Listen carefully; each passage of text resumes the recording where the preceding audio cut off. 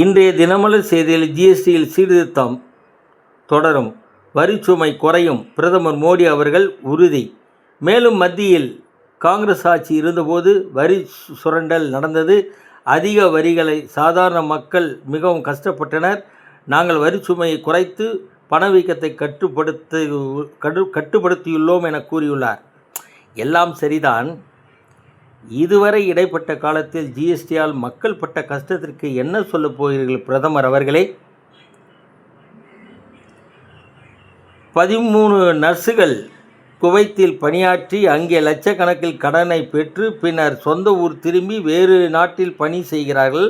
ஆனால் குவைத்தில் வாங்கிய கடனை திருப்பி செலுத்தாமல் ஏமாற்றியுள்ளனர். குவைத் வங்கி புகார்.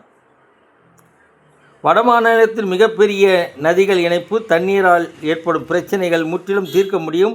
தென் மாநிலத்தில் மீதும் அக்கறை செலுத்தினால் நல்லதுதானே? வணக்கம்.